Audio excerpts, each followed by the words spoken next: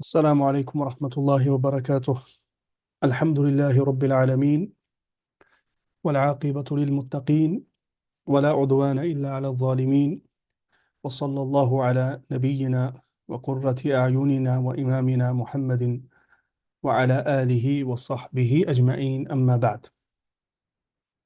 We are studying the text of Al-Imam Az-Zarnuji rahimahullah in understanding the adab of seeking knowledge.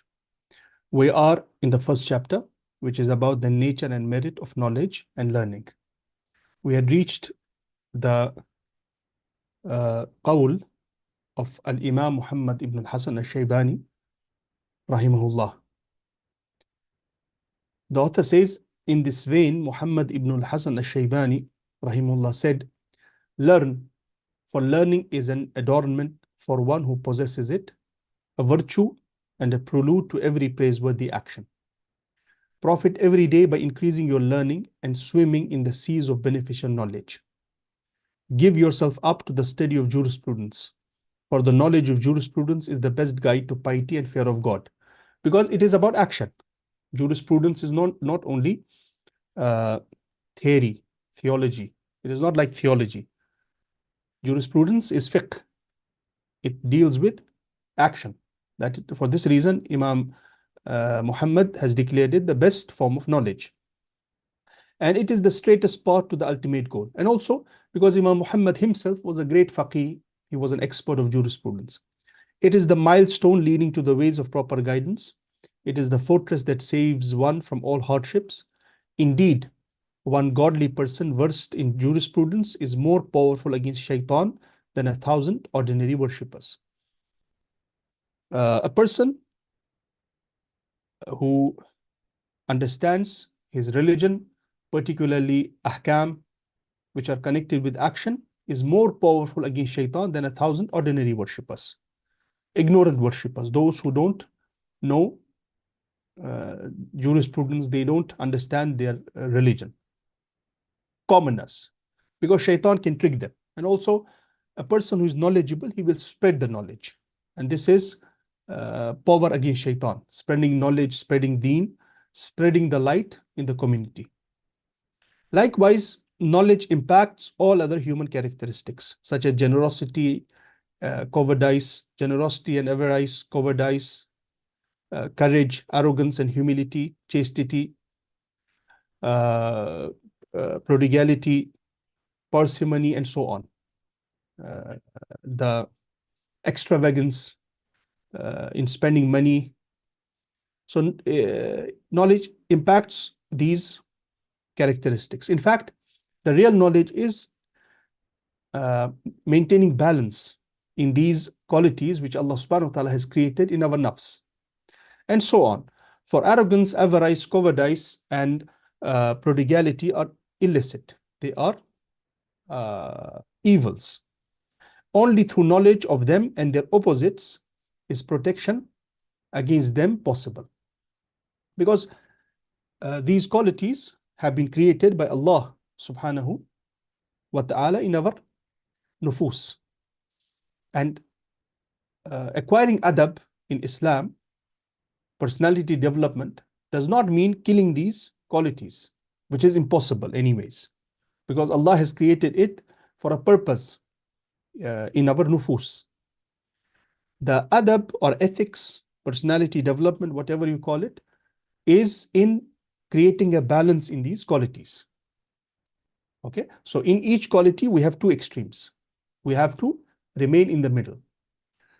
So this is impossible without acquiring knowledge of these qualities, or acquiring understanding the meaning of balance in these qualities. Learning then is prescribed for all of us. Sayyid Nasiruddin Abul Qasim composed a book on ethics, and a most excellent book did he compose. It is necessary for every Muslim to keep it in mind.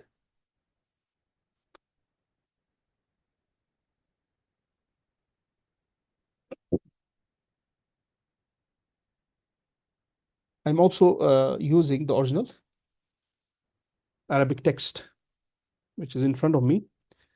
Wherever we find the English translation deviating or not doing justice, or other matters, we can refer to the original Arabic. Now, so he says,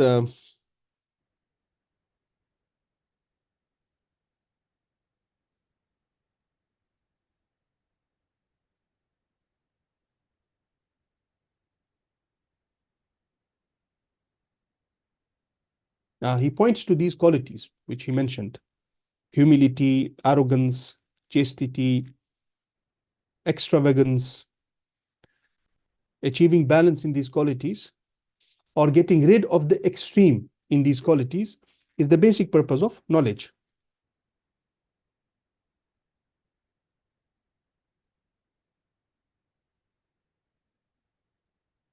And also,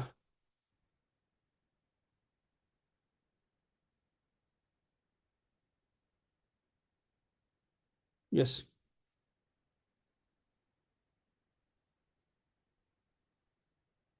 and he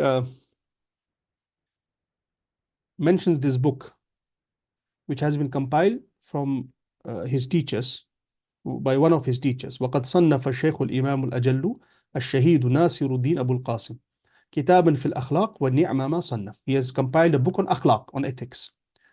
And a most excellent book did he compose. Imam al-Zarnuji is praising that book, which is on ethics.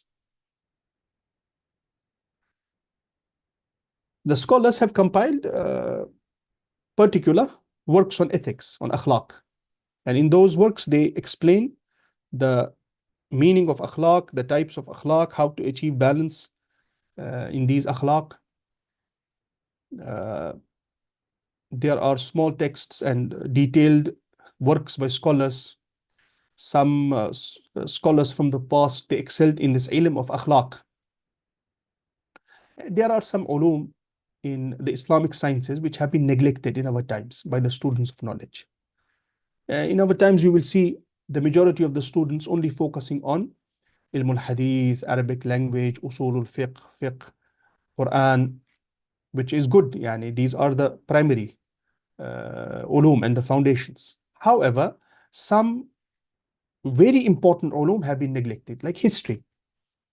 History is a very important ilm, and it creates vision in a student of knowledge, vision about the past and the future. It has been neglected. You will seldom hear any teacher or student of knowledge engaging with Islamic history. Very few courses are promoted and taught on this subject. Also, al-akhlaq, ethics, as a subject, not mentioning the good qualities and their meaning, and we should, as Muslims, achieve these good qualities, get rid of. This is common understanding, which everyone speaks about. I'm talking about ethics as a subject, teaching ethics as a subject, which is very important in our times, akhlaq. I would recommend a very short treatise, which has been translated by one of my students. Inshallah, once it is edited, I will share it with on my Twitter or on my Facebook, or we can share it with everyone, inshallah. And if you understand Arabic, you can benefit from it. And it's very brief. It's few pages, and the Arabic is yani, to the point. It is called Risalatul Akhlaq. Risalatul Akhlaq by Al-Imam Al-Iji. Al-Imam Al-Iji was a great theologian and philosopher who does not need any introduction. Very famous, Al-Imam Al-Iji. Just search on Google in Arabic, Risalatul Akhlaq. And some great scholars have explained this text also. Like we have a great Turkish scholar, Al-Imam Tash Kubrizada, very famous between students of knowledge and scholars, of course. He compiled a sharh on this text, Risalatul Akhlaq.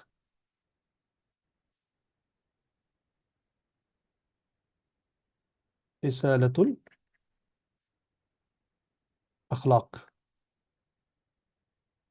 للإيجي للإمام Al-EG.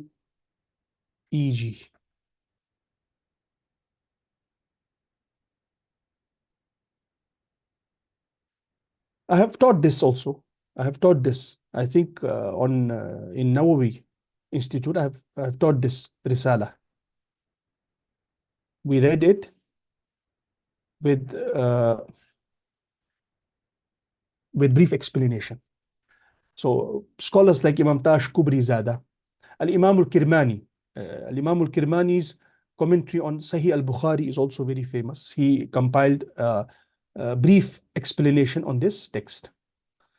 So in this text, Al-Imam al-Iji gives a hierarchy, a structure, a tree of akhlaq. Inshallah, I will share it with you later in the group. I will share it with admin. He can share it with you in the group. The tree of akhlaq. What are the foundations of akhlaq? What are the types of akhlaq? Which khuluq is placed where? How can we achieve balance? This is the topic of ilmul akhlaq, because akhlaq is missing in our times. And the dominant civilization, the Western civilization, the dominant civilization in our times, does not guide us in these matters, because it has become an ethicless civilization. There is no ethics in it. Okay, so read some introductory texts published by Oxford, also Oxford, Cambridge, on ethics. You will understand what I'm saying. Subjectivity in ethics.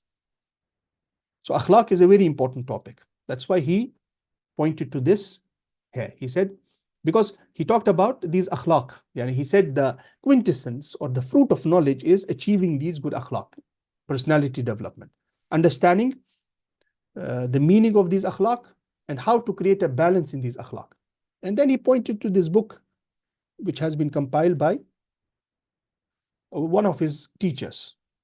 And as I said, there are particular works on this subject. As for learning the rules that apply to situations that arise only in certain occasions, that is a collective duty. Yani, till here, he says it is fardu ayn.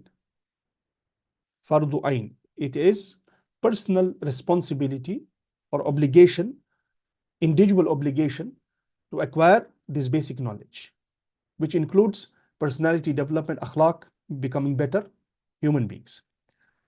And learning the rules that apply to situations that arise only in certain occasions. Oh, in the obligatory individual obligation, he said, ilmul hal. Ilmul hal, yani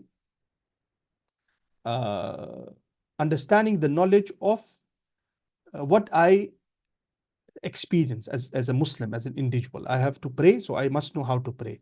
I have to perform Hajj, I must know how to perform Hajj. I have to become a good Muslim. I have to get rid of evil akhlaq. I must know what are the types of evil akhlaq.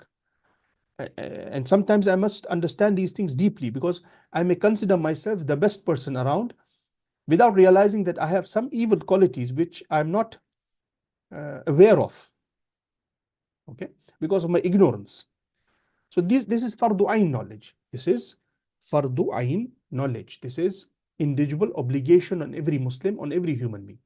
As for learning the rules that apply to situations that arise only in certain occasions, that is a collective duty, yani fardu kifaya. It is obligatory on the community as a whole. If no one is doing it, every person who is capable of doing it is sinful. But if some do it, some perform the duty, others are relieved of sin. This is the meaning. Like Salatul Janaza, for example. Salatul Janaza is a collective duty, collective obligation. Okay?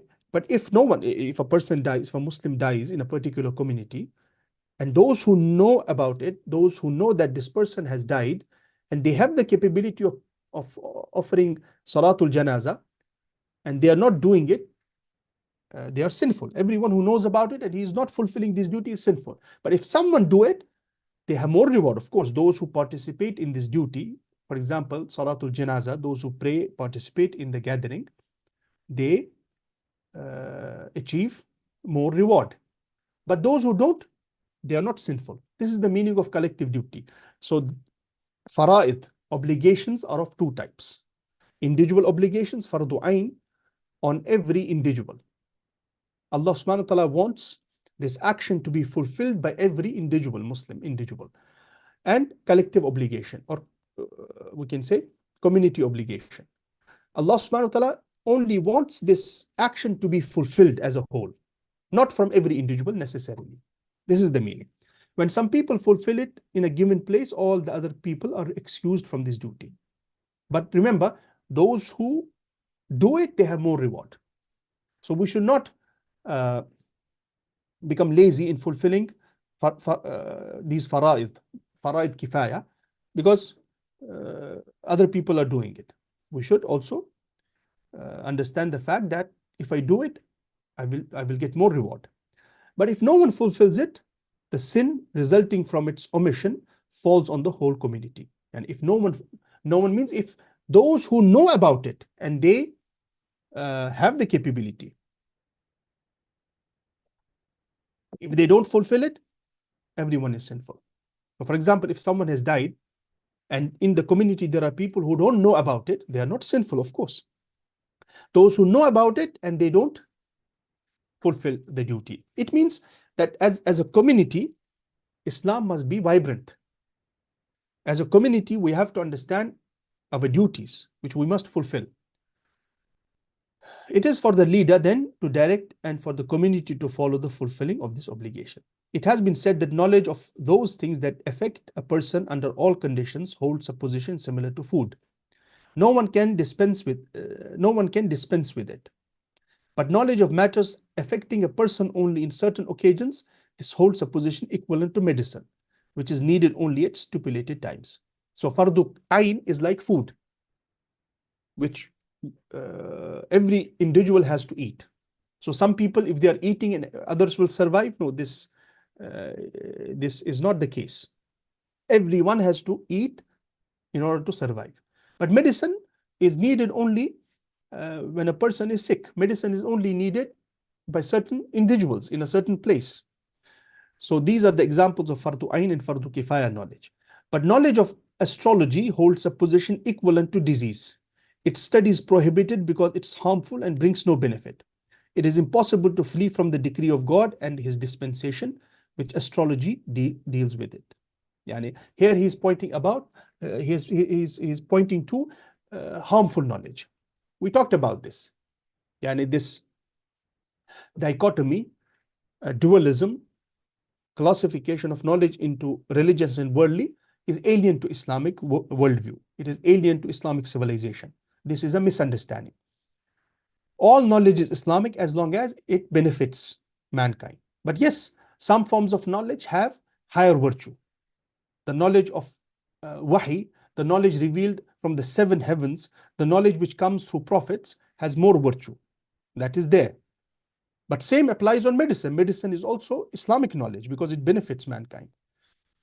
Engineering is also Islamic knowledge because it benefits. Any knowledge which benefits is Islamic knowledge. And any knowledge which harms or it goes against the religious principles like astrology. There is difference between astronomy and astrology.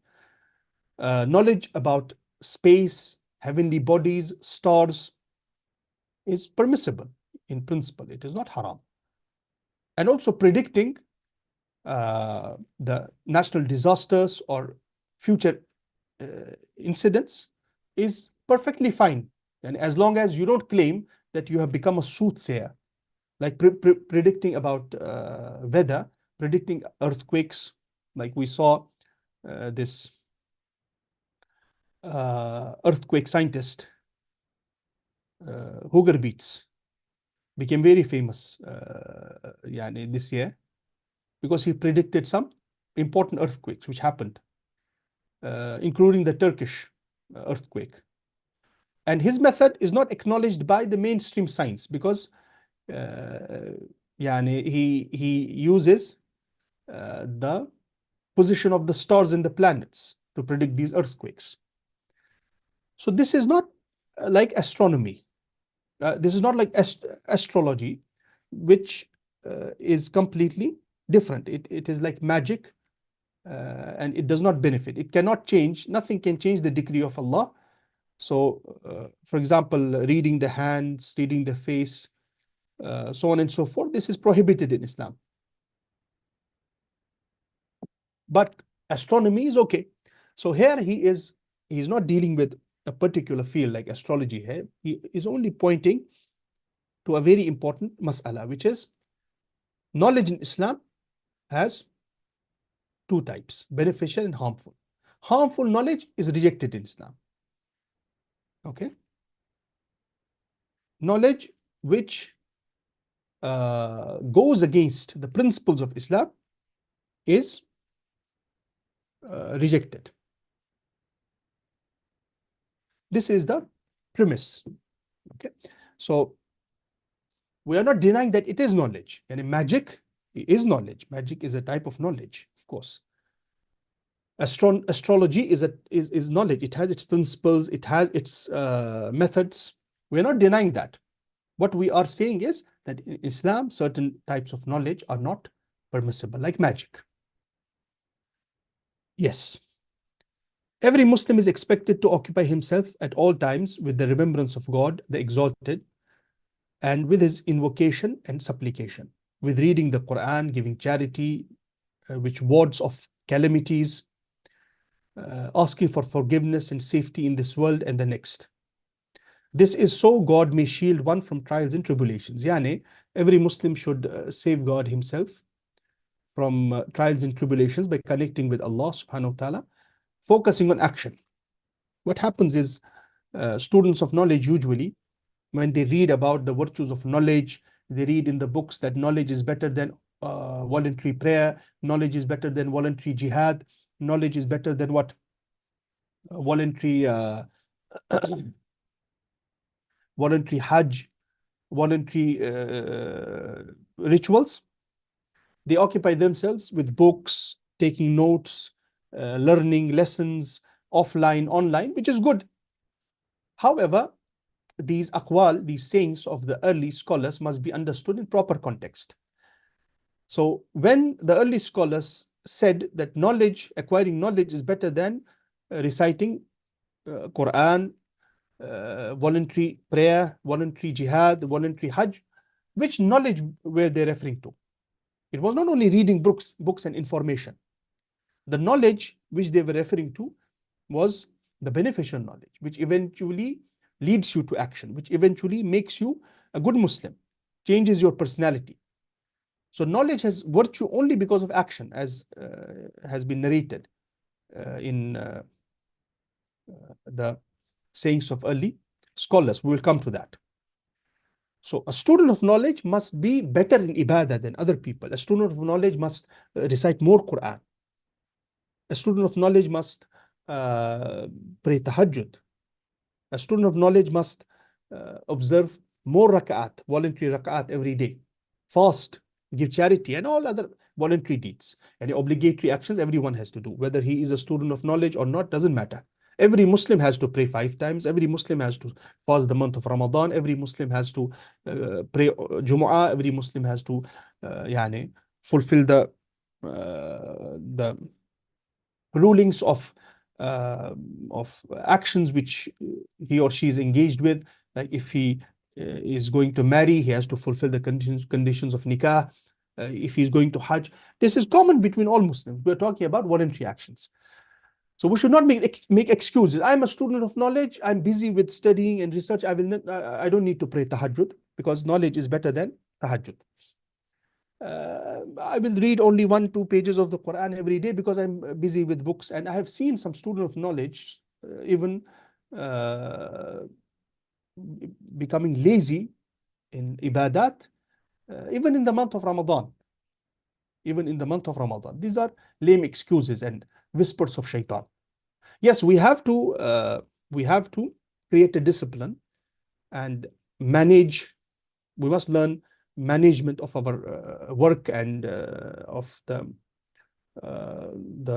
time we have and the schedule. That is fine, but this should not be an excuse. A student of knowledge should be better in action than others. This is the point. Yes.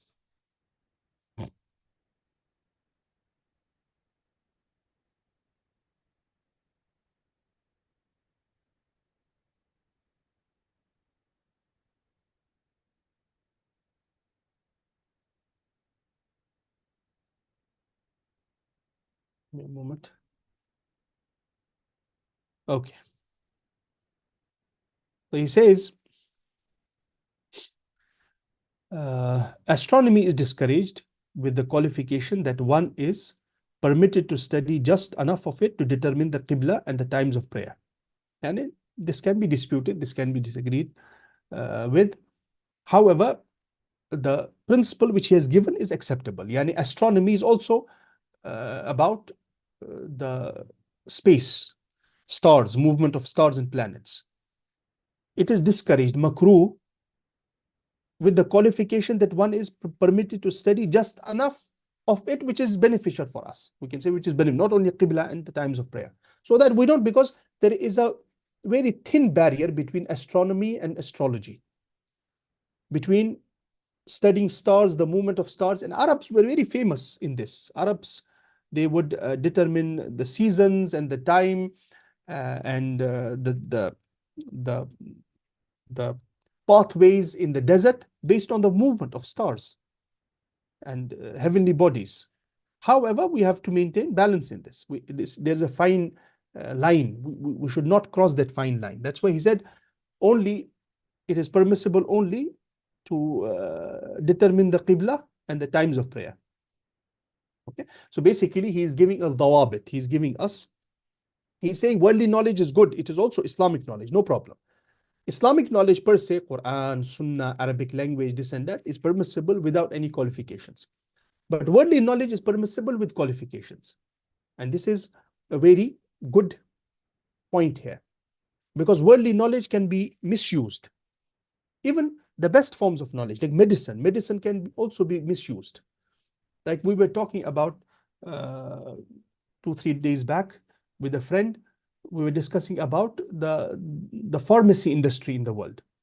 We were talking about medicine because my children were sick, the effect of medicine, and we know the vaccinations, all this stuff. I read many things and articles on this subject. Sometimes a person starts feeling that it's a big scam going on in the world. Just read about the medicine of cancer. In spite of being so advanced, we are in the age of artificial intelligence, we don't have medicine for certain diseases. Why? And there are many theories and many articles have been, you'll be astonished. So a good field of knowledge can be misutilized, wrongly applied.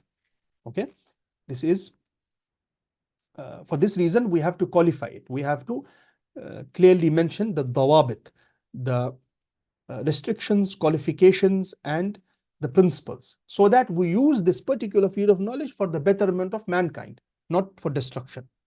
You can see how science has been used for our destruction. We are at the brink of World War III now. Science has been used to produce weapons and to destroy mankind. So you can see the study of medicine is allowed because it deals with accidental causes. Therefore, its study is allowed, as is the study of otherworldly necessities. The Prophet ﷺ himself treated himself with medicine. It is related that Al-Shafi, Al-Imam Al-Shafi'i, the great Imam, rahimahullah, said that science has two branches: the science of legal doctrine, which pertains to religious matters, Adyan, and the science of medicine, which pertains to bodies, Abdan. Imam Al-Shafi'i has this famous saying, he would say, Al-ilmu ilman. Ilm are only two. Ilm is only two types. Yani, as if these are the highest forms of knowledge. Ilmul adiyani wa ilmul abdan. Adyan is plural of deen, the ilm of religion. Because religion is the highest form of knowledge. It teaches us, it makes us real human beings. Without religion, we will become animals. It gives us purpose in life. Ilmul adiyan, deen. And ilmul abdan. Badan means body, jism. Ilmul abdan, which is medicine. These are the highest forms of medicine. And I have studied Imam Shafi'i because it was my PhD thesis. It was my subject of expertise. One of the best biographies on Imam al-Shafi, on the life of Shafi, has been compiled by Imam al-Bayhaqi, rahimahullah. Manaqibu al-Imam al-Shafi, and other great scholars have compiled biographies. In that, he mentions many narrations from Ash-Shafi and sayings of Imam Ash-Shafi about medicine in particular. And he proves the expertise of Shafi in medicine. The early scholars were very versatile in their knowledge. They were not only, their knowledge was not restricted to only one or two fields or only religious knowledge. They would be great scientists as well, physicists, scientists, experts of medicine. Imam al-Ghazali, Imam al-Razi, Imam al-Shafi'i himself, and others. These are the best examples of scholars with encyclopedic knowledge, versatile scholars. So Imam al-Shafi'i, rahimahullah, he has praised medicine a lot, the knowledge of medicine, and because it is very beneficial for mankind, for human beings. And in one narration, he says he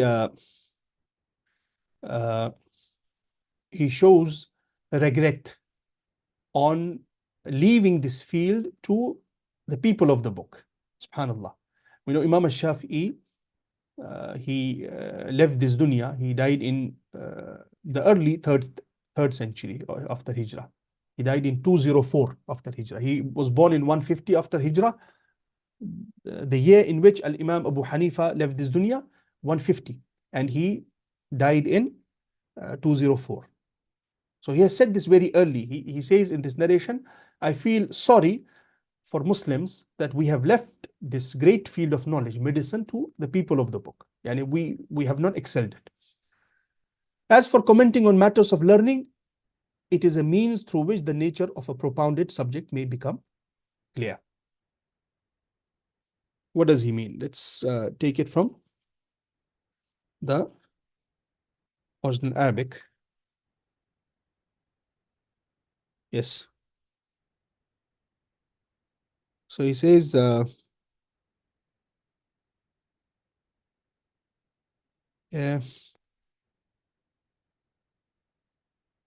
yes, وقد حكي عن الشافعي رحمه الله أنه قال العلم علمان. Ilm are of two types only. علماني علم الفقه للأديان وعلم الطب للأبدان. The ilm of fiqh, jurisprudence, law, because it's practical, it deals with action. And ilm الطب, the ilm of medicine. وما وراء ذلك بلغة مجلس. And whatever is beyond that, يعني all other ulum, they are just they are secondary ulum, or what can be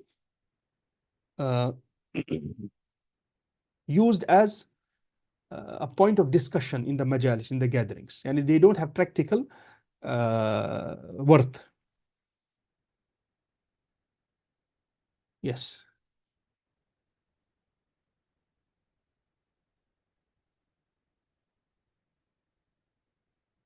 After that,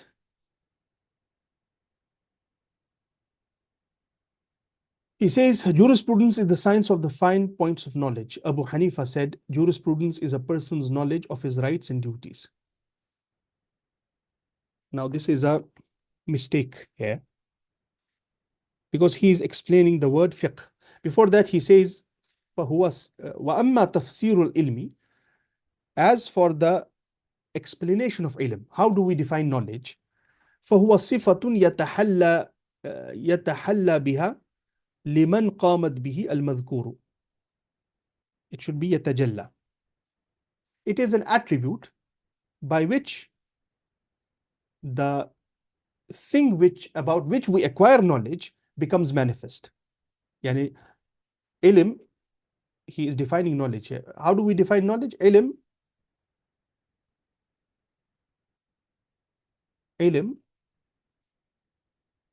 is sifa.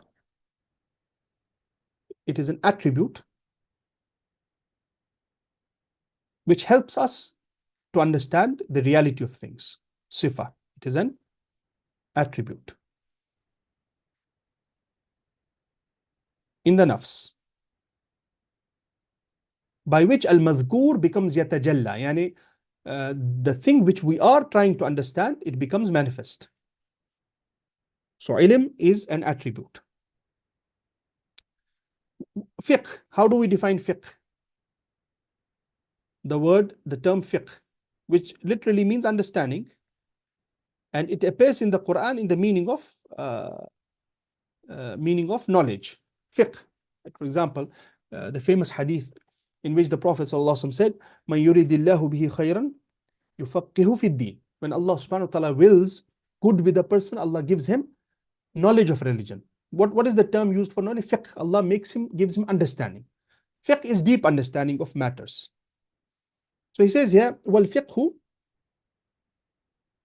مَعْرِفَةُ دَقَائِقِ الْإِلْمِ. SubhanAllah. He gives a beautiful definition. He says fiqh is, I will write it here, مَعْرِفَةُ دَقَائِقِ الْإِلْمِ.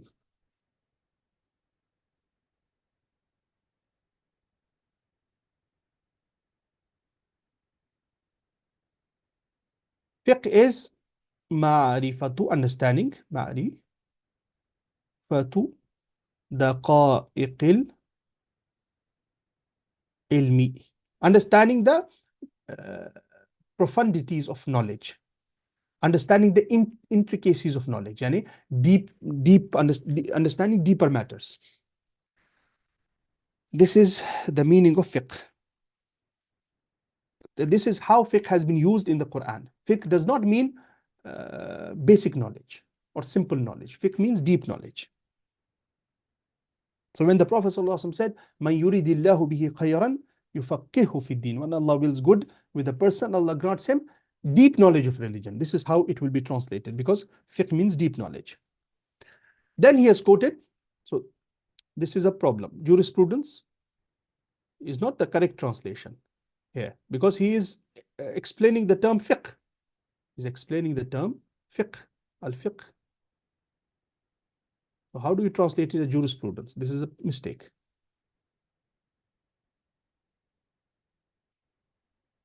Fiqh is the science of the finer points of knowledge. Fiqh means understanding deeper things. Abu Hanifa said, rahimahullah, again, jurisprudence is a wrong translation. Abu Hanifa is defining fiqh. By fiqh, he does not mean jurisprudence, because the early scholars, they would use these terms in different meanings. Why? Because the sciences were not coined or codified in their times. Okay? And Imam al-Ghazali also, rahimahullah, in the beginning of Ihya al-Ulum, he talks about how the change in terminology or the meanings of the terms has distorted some important concepts in Islam, some important themes. And one of the examples he gives is the term fiqh. He says fiqh was used by early scholars in a comprehensive meaning, comprehensive understanding of religion. Not only fiqh, not only jurisprudence, not only law, but whole religion. This is the meaning here. قال أبو حنيفة رحمه الله تعالى الفقه معرفة النفس ما لها وما عليها.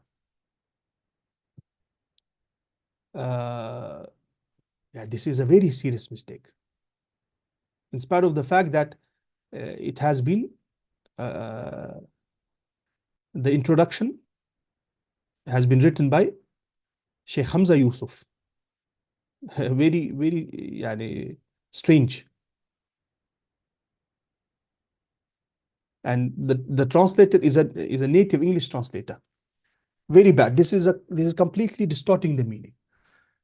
Because Imam Abu Hanifa says fiqh is ma'rifatun nafsi, understanding the nafs, ma laha wa ma alayha, understanding the duties of the nafs and the evil qualities of the nafs.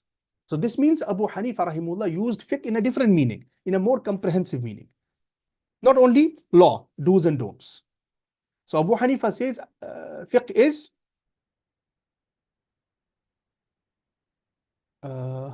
I will write it here.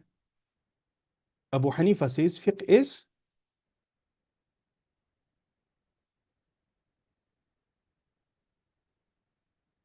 ma'rifatun nafs,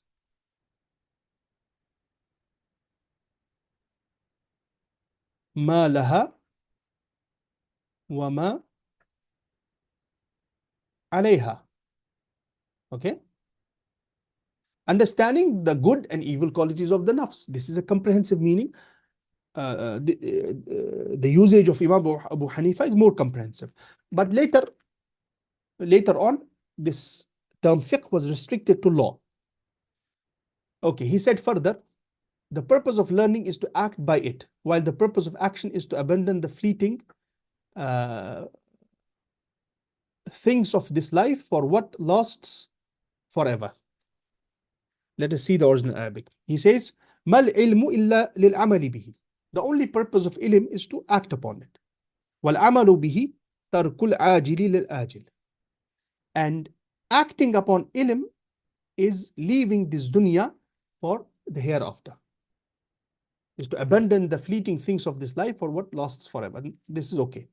Yani, working for akhirah. And not becoming too obsessed with this dunya. This is the meaning. Then he says, so one must never be heedless of his soul or what benefits or harms it in this life and in the next. Hence, man must seek out what is useful while avoiding what is harmful to the soul, lest his intelligence and his knowledge become weapons against him in the hereafter. And thus his punishment is increased. May God preserve us from his wrath and his punishment. And basically he's saying the only purpose of knowledge is action. The only purpose of knowledge is action. And we should not become heedless and arrogant by knowledge. Knowledge in Islam, the praiseworthy knowledge in Islam is not information. How informed you are. How many hadith have you memorized? How much Quran have you memorized? If you don't apply it in your life, if you don't apply it in your life, it will become a hujjah against you. Weapon is not a correct translation. It will become a proof against you. So he says, فَيَنْبَغِي لِلْإِنسَانِ أَلَّا يَغْفُلَ عَنْ نَفْسِهِ. A person should not be negligent from his nafs. The greatest form of knowledge is understanding of our own nafs. What are the weaknesses of my nafs so that I strengthen them? What are the strong points of my nafs so that I don't become arrogant? I create a balance. وَمَا يَنْفَعُهَا وَمَا يَضُرُّهَا. What benefits my nafs and what harms it? فِي أُولَاهَا وَأُخْرَاهَا. In this dunya, in the next. وَيَسْتَجْلِبُ مَا يَنْفَعُهَا وَيَجْتَنِبُ عَمَّا يَضُرُّهَا. So that I seek what benefits my nafs and I avoid what harms it. كَيْ لَا يَكُونَ عَقْلُهُ وَعِلْمُهُ حُجَّةً عَلَيْهِ فيزداد عقوبته نعوذ بالله من سخطه وإقابه. So that our intellects and our knowledge does not become a proof against us on the last day. Like the Prophet ﷺ said in a famous hadith, Al-Qur'anu hujjatun lak aw alayk. Quran is either a proof for you or against you. For you means if you read it properly, understand its meanings and apply it in your life, it will become a proof for you on the last day. It will stand as a witness for your iman on the last day. Against you, if you don't read it, you're born in a Muslim family, you are a Muslim, you have Quran in your home, and you don't read it, you don't study it, you don't apply it in your life, it will become a proof against that person. Same applies on knowledge. Now, may Allah subhanahu wa ta'ala protect us from his wrath and his punishment. Then he says, وَقَدْ وَرَدَ فِي مَنَاقِبِ الْعِلْمِ وَفَضَائِلِهِ آيَاتٌ وَأَخْبَارٌ صَحِيحَةٌ مَشْهُورَةٌ لَمْ نَشْتَغِلْ بِذِكْرِهَا كَيْ لَا يَطُولَ الْكِتَابِ. There have been narrated many ayat and narrations, authentic and famous narrations from the Prophet and the Sahaba and Tabi'een about the virtues of knowledge. We have not we have not engaged with it. Yani we have not mentioned it in our book so that it does not become boring, or لِكَيْ لَا يَطُولَ الْكِتَابِ, so that it does not become lengthy. And this is yani from the wisdom of the scholar, Imam al-Zarnuji. He mentions the crux, he mentions the summary, the fruit. If you want to understand, read ayat and ahadith about virtues of knowledge. There are many books which have been compiled by the scholars. Just Google it, you will find a lot of material. But the purpose is understanding the fruit. And in this English translation, the translator has not translated the Arabic poetry mentioned in this work, which is also beautiful. Almost in every chapter, the author mentions short poems relevant to that chapter. I don't think the translator has translated that. And poetry cannot be translated. Poetry has sweetness in its own language. So you can see the poetry in the original Arabic text. So for example, here in this first chapter, he has mentioned this beautiful poem, which I encourage everyone to memorize. The poetry, the couplets which have come, and there are not many in this text. As students of knowledge, we should memorize it. So the couplets which he has mentioned in this first chapter about understanding the essence of knowledge. He says, تعلم فإن العلم زين لأهله وفضل وعنوان لكل المحامد. Study, learn, because knowledge is adornment for the people who acquire it, and it is a virtue and a title for all praises. وكن مستفيدا كل يوم زيادة من العلم واصبح في بحور الفوائد. And every day increase your knowledge. Every day benefit from knowledge, increase, and swim in the ocean of fawaid, the benefits of knowledge, the points of knowledge. تفقه فإن الفقه أفضل قائد إلى البر والتقوى وأعدل قاصد. And increase your understanding, learn, strengthen your understanding, make your understanding deep, because fiqh is the best leader to piety and righteousness, and it is the most just destination. هو العلم الهادي إلى سنن الهدى هو الحسن ينجي من جميع الشدائد. It is, the knowledge is the best guide, or it is the guide to best traits and qualities. هو الحصن ينجي من جميع الشدائد. And it is the fortress which protects from all tests and hardships, difficulties. فإن فقيها واحدا متورعا أشد على الشيطان من ألف عابد. Because one learned pious person is more severe or harder on shaitan than 1,000 common worshippers. And this has come in some ahadith. The chains of those ahadith are weak. That a faqih is more difficult. Yani, shaitan becomes sad by his actions because he is teaching people, he is lifting their ignorance, and he also, it is difficult for shaitan to mislead a learned person, create doubts in his heart, particularly in our times. In our times of skepticism, again, Western ideologies, it is very easy to get misled. So you need to become faqih. Ibadah is, that's why he did not say only faqih, he said faqihan wahidan mutawarrian, pious. He is not only knowledgeable, he is applying his knowledge. So this is a beautiful 10 couplet poem, short poem, 10 couplets. تعلم فإن العلم زين لأهله وفضل وعنوان لكل المحامد وكن مستفيدا كل يوم زيادة من العلم واصبح في بحور الفوائد تفقه فإن الفقه أفضل قائد إلى البر والتقوى وأعدل قاصد هو العلم الهادي إلى سنن الهدى هو الحصن ينجي من جميع الشدائد فإن فقيها واحدا متورعا أشد على الشيطان من ألف آبد. Okay, let's stop here.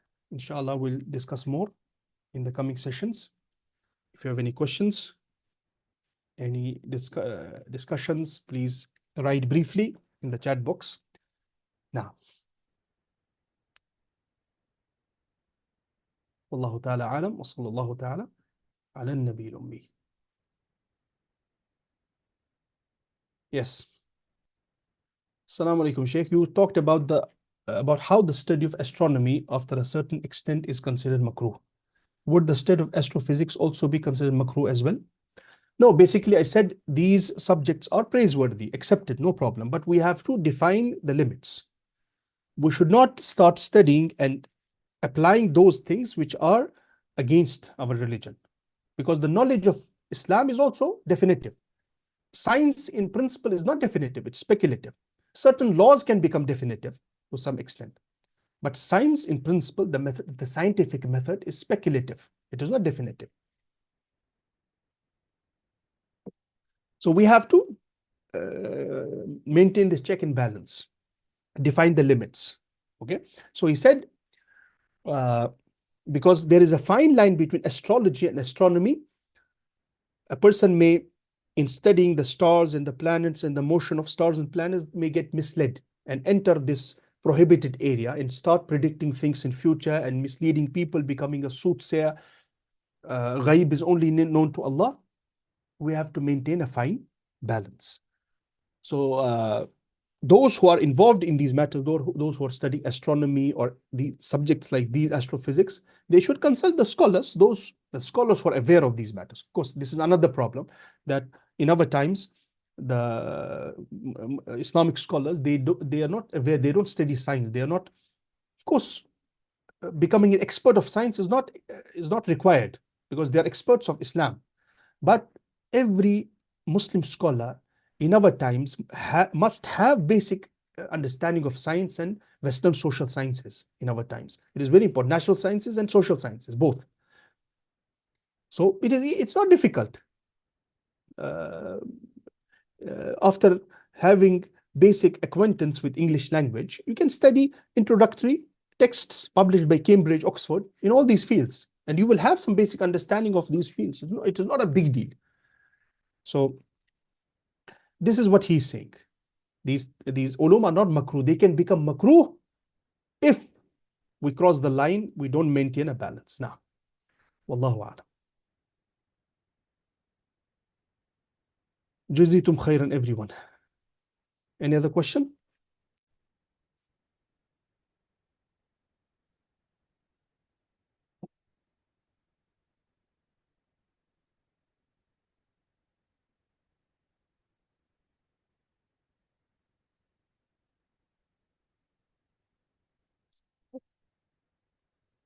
Okay, let's make dua. We ask Allah subhanahu wa ta'ala to accept these engagements with knowledge. May Allah subhanahu wa ta'ala grant barakah in our time, in our lives, in our families, in our children. We ask Allah subhanahu wa ta'ala by His beautiful names and exalted attributes to cure our sick, to cure our sick, to cure our sick, and to accept our martyrs in Palestine and other places of the globe where Muslims are fighting to make the word of Allah supreme, or for any genuine and Islamic reason.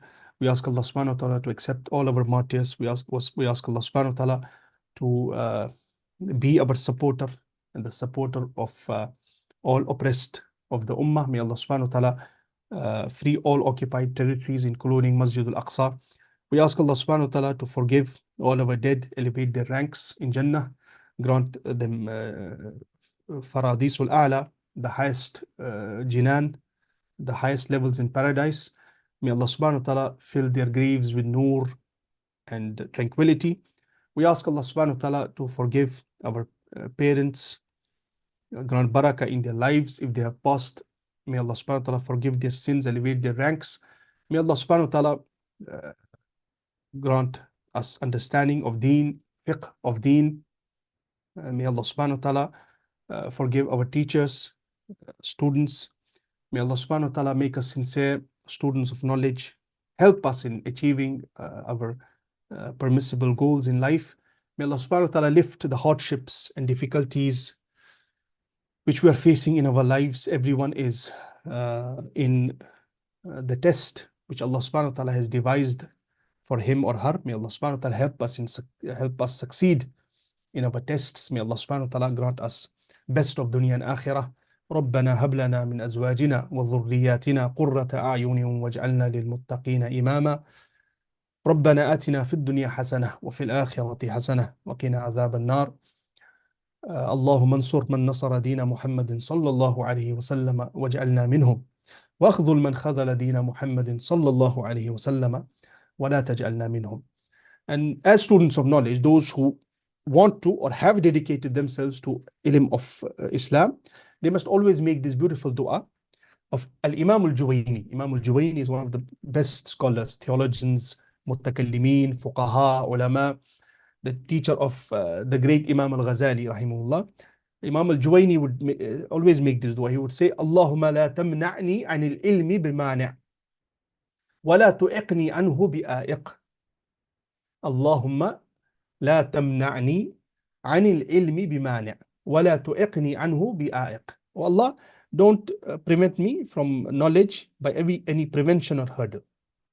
Make it easy for me because I'm treading this path. Give me good health and take care of my sustenance, my earnings. Oh Allah, create a conducive environment for me so that I can learn this, I can dedicate myself to this knowledge. This is one of the best du'as a student of knowledge can make. I always make this dua of Imam Al-Juwayni, rahimahullah. Okay, any other question?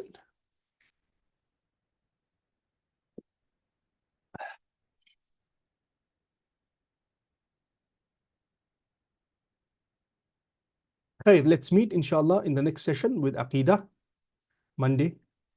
Till then, make dua for me and my family. Revise the texts, revise the lessons, take notes, inshallah. The best form of revision is to teach. Teach it further, teach it to your families, your children, if you're married, your friends, colleagues. Sit and revise knowledge. There is barakah in it. Assalamu alaikum wa rahmatullahi wa barakatuh.